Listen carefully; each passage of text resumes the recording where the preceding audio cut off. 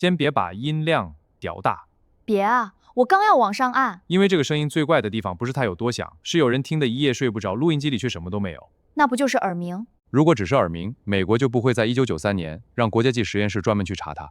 国家实验室查一个嗡嗡声，对，3个实验室加一所大学一起找，结果呢？没抓住，不是证明没人听见，是没抓住那个声音。行，这就不是普通怪谈了。凌晨2点，你抬入床上，房间很安静，然后你听见一个沉低的声音，像很远的地方有一台燃油发动机一直没关。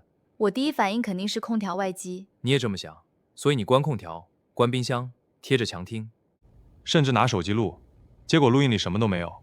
那我就开始赖耳朵了，是不是耳鸣？你第2天去问邻居，楼下阿姨说有，我也听见，吵得睡不着。隔壁情侣说没有啊，你最近是不是压力太大？这才恶心，不是所有人都听不见，是有人听见，有人听不贵。对，所以这不是我听见了这么简单。这是一个更难受的问题，为什么同一个房间里有人一夜没睡，旁边的人却说你是不是压力太大？这就不是怪声，这是孤立。后来人们发现，塔奥苏不是唯一一个地方，世界很多城市都有人说自己听过这种低低的嗡声，但不是所有人都听见。最折磨人的就是这个，它不是全程一起响。它像是在一群人里面只挑走很少几个。对，你越解释，越像在证明自己没疯。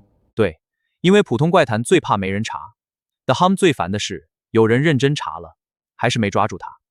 1990年代初，美国新墨西哥州塔奥苏，当地居民陆续投诉，晚上有一种低频嗡豁声，有人睡不着，有人头痛，有人觉得房子都在轻轻震。一个人说可能是耳鸣，一群人说就不能直接打发了。对，事情最后到了当时的新墨西哥州国会议员比尔·理查森那里。1993年，他推动了一次正式调查。这还能正式到哪去？桑迪亚国家实验室、洛斯阿拉莫斯国家实验室、美国空军菲利普斯实验室、新墨西哥大学，4方一起到塔奥苏实地测。这个证明查一个嗡嗡声，听起来已经像科幻片开头了。他们不是随便拿个录音笔，他们同时测空气传播的声音、地面震动、电信号、磁信号和电池声音、震动、电磁，等于把能背锅的都叫来了。对，因为没人知道它到底是空气里的声音、地面的震动，还是某种设备干扰。当时听见的人把频率大致指向几十赫兹这个很低的范围。调查团队也特别盯着这一带。这要再抓不到，就有点砸仪器的场子了。没有抓到。公开载销里写得很直接，没有找到和描述匹配的信号，尤其没有找到那个范围内通过空气传播的声音信号。翻译一下，大家都说有，仪器说没逮到。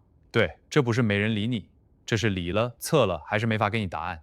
这比没人理还烦。没人理你还能骂人，认真查完还没结果，你连骂谁都不知道。从1993年那次调查算，到现在已经33年。如果从塔奥苏居民最早集中投诉的1991年算，已经35年。塔奥苏这起的 Hum 依然没有一个所有人都接受的答案。那就卡在这儿了。仪器没抓到，人又确实在难受，是不是都住一块儿？等等，还是都七老八十了，耳朵先坏的那种。最常被提到的是塔奥苏那次问笨，大约8000人被纳入调查范围，其中约161人报告自己听见，差不多70%。对，但这个 bad average 不能当成全世界统一比例，它更像一个提示，听见的人确实是少数。少数就麻烦，因为多数人会天然觉得你错了。他们对声音的描述又很接近，像柴油方巾怠速，像远处飞机，像风扇，像一群蜜蜂。而且不得人说，那不只是听见，是胸口、窗户、床架会一起发闷，甚至有人说它像某个音高。这就不像随便编的，随便编一般只会说嗡嗡哼。更怪的是，不是所有人听到同一个频率，但对同一个听见者来说，那个感觉又很稳定。那它不像楼上电钻，电钻一开，全楼都想报警。对，医学上有一类解释会把它放进听觉系统内部去讨论。说人话，可能不是外面有一台机器，而是你的内耳或者大脑的听觉系统在安静环境里自己产生的某种感觉，比如耳朵自发的声波，或者某种罕见的低频耳鸣。就是耳朵和脑子自己开了个后台程序。差不多。很多人身体里都有各种微弱的自发信号，大多数时候你注意不到，但一旦你注意到了，大脑会把它放大，像没有信号的电视机，你盯久久，雪花点里都像有人影。像你突然发现冰箱在响，发现之前活得好好的，发现以后每晚都想把冰箱扔了。对，这个解释很有力，但它有个麻烦。我就知道，这案子不会让医生一句话带走。塔奥斯的相关资料里有一个被反复提到的案例，一个听见这种声音的人受不了，搬家，搬到附近，声音还在，在搬还是在？直到离开约30英里，声音才消失， 48公里，耳鸣还有服务区。所以它卡住了。如果完全是身体内部产生的，它理论上应该更难受到 DDV 的影响。如果完全是外面的声音，仪器又应该更容易抓到。他偏偏站在中间，你说他在脑子里，他像有地理范围；你说他在外面，他又不让你录。对，这就是 The Hum 最折磨人的位置。它不是完全没有解释，它是每个解释都差一点。那这30多年，总不能一直干瞪眼吧？最怪的是，每当你快要抓住它，它就会换一个地方躲。什么意思？你说它在耳朵里，它偏偏像会调城市、调街区、调夜晚。你说它在大脑里，它偏偏有人一离开那个地方，声音就变轻了。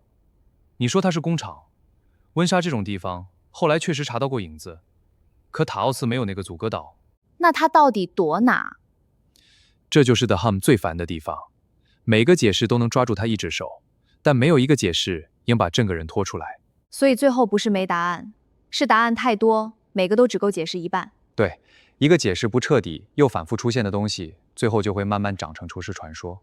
有没有一次真相破案的？有，但 The Hum 不是每一次都查不到。有破案的？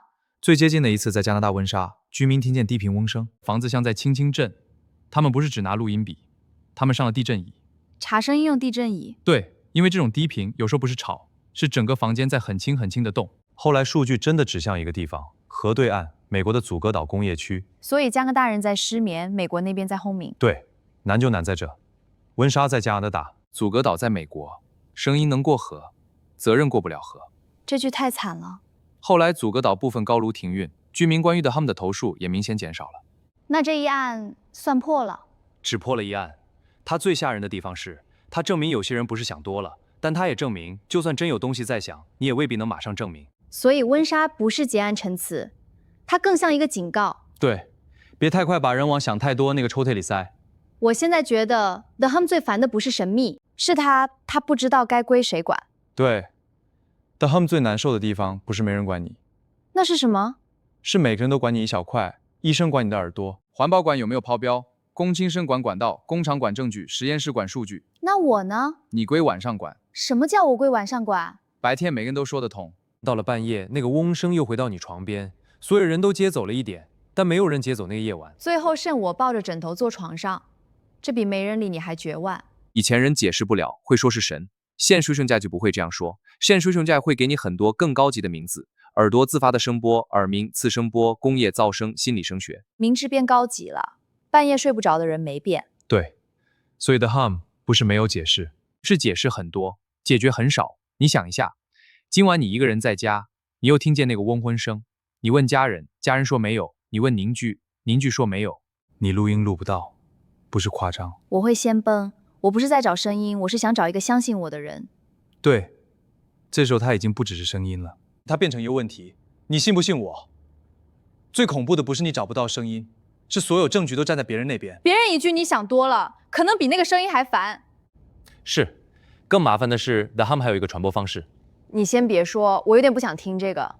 他不一定让你听见，他先让你开始听。不是说声音一定不存在，而是注意力会把原本孤陋的东西放大。你别说，我现在机开始听这个房间了。这就是他最会钻的地方。你本来没事，但听完这个故事，你今晚可能会把空调、冰箱、墙、窗户全听一遍。声音版，你现在正在手动呼吸。对，一旦注意到，就很难退回去。所以一栋楼里可能永远有3种人：一个捂耳朵，一个睡得像手机关机，还有一个本来没听见，被前2个聊得坐起来了。对，第一个人想让他停，第2个人就想看证据，中间那个最烦，他会想，哎，我刚才是不是也听到了？然后又骂自己别演。对，这一下就推不回去了。第3种也挺惨，他本来只是来听故事的，结果被故事拉进现场了。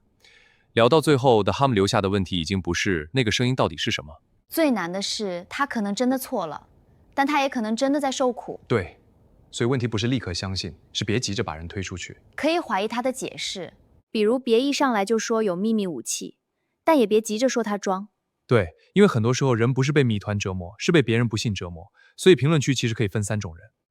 第1种听过，第2种不信，第3种呢？最危险的第3种是刚才一直不信，但现在开始听自己房间的人。你别说，我现在真的在听。如果你今晚听到一点滴滴的嗡声，不用急着证明它是什么，你只要记住一件事：有些故事不是你相信了才进去，是你开始听就已经进去了。评论区留一句“我听过”或者“我不信但如果你是第三种人，记得关注我们，”，因为这种故事最可怕的地方不是听完，是你开始在生活里找它。